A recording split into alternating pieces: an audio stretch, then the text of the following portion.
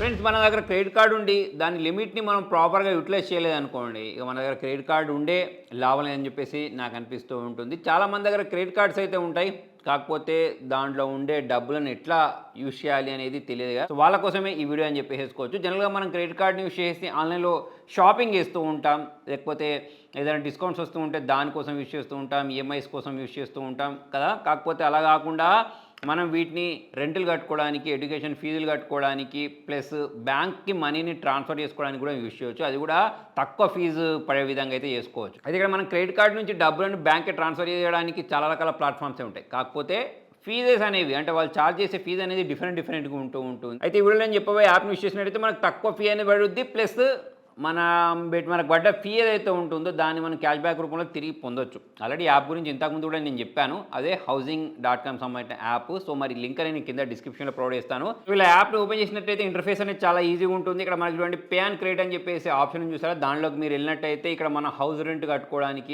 Office rent కట్టుకోవడానికి, దాంతోపాటు education fee, tuition fee, ఇలా అన్నిటికీ మనం డైరెక్ట్ ఇక్కడ నుంచే పేమెంట్ చేసేసుకోవచ్చు. అది కూడా మన క్రెడిట్ కార్డ్ని యూజ్ చేసి. ఇలా మన క్రెడిట్ కార్డ్కి సంబంధించిన యూటిలైజేషన్ అనేది మనం ప్రాపర్గా వినియోగించుకున్నట్టయితే మన క్రెడిట్ స్కోర్ కూడా పెరుగుతూ ఉంటుంది. అంటే మీరు క్రెడిట్ కార్డ్ తోటి డబ్బులు పే చేసి ఈ నెక్స్ట్ మంత్ మీరు ప్రాపర్ టైంకి ఆ డబ్బులను తిరిగి పే చేశారనుకోండి, సో అటువంటిప్పుడు మాత్రమే క్రెడిట్ స్కోర్ పెరుగుద్ది. కానీ మీరు ప్రాపర్ టైంకి పే చేయకుండా నాకు క్రెడిట్ కార్డ్ వాడినందువల్లనే క్రెడిట్ స్కోర్ తగ్గిపోయింది అంటే మాత్రం ఎవరు ఏం చేయలేరు. ఫర్ ఎగ్జాంపుల్ ఇక్కడ నేను హౌస్ రెంట్ అని తీసుకున్న తర్వాత మీరు ఒక 3,000 నుంచి ఇక్కడ చూడండి మనకు మోస్ట్ పాపులర్ 60,000 అని ఉంది, 60,000 వరకు తీసేసుకొని మనం బ్యాంక్ అయితే ట్రాన్స్ఫర్ చేసుకోవచ్చు ఈ డబ్బులను. నేను ఇంతకుముందు చెప్పినట్టు ఈ ఫీ ఏదైతే ఉంటుందో ఈ ఫీ అనేది మనకు క్యాష్ బ్యాక్ రూపంలో తిరిగి వచ్చేస్తుంది. సో ఇక్కడ మనం కంటిన్యూ బటన్ ప్రెస్ చేసిన వెంటనే ఇక్కడ మనం ఏ అకౌంట్లోకి అయితే ట్రాన్స్ఫర్ చేయాలి అనుకుంటూ ఉంటామో వాళ్ళకి సంబంధించిన బ్యాంక్ అకౌంట్ నెంబర్ అడుగుద్ది. ఆ బ్యాంక్ అకౌంట్ నెంబర్ ఇచ్చేసి మనం ఈజీగా మన క్రెడిట్ కార్డులో ఉన్న డబ్బులను దానిలోకి అయితే, అంటే బ్యాంక్ అకౌంట్లోకి అయితే ట్రాన్స్ఫర్ చేసుకోవచ్చు. చెప్పాను కదా, చాలా రకాల ప్లాట్ఫామ్స్ ఉన్నాయి, వాటితో పోల్చుకున్నట్టయితే దీనిలో మాత్రం కొంచెం ఫీ అనేది తక్కువ ఉంటుంది. ఇంతకుముందు కూడా నేను చెప్పాను, క్రెడిట్ కార్డ్స్లో మనకి యాన్యువల్ ఫీ అని చెప్పేసి ఉంటుంది. ఆ యాన్యువల్ ఫీ అనేది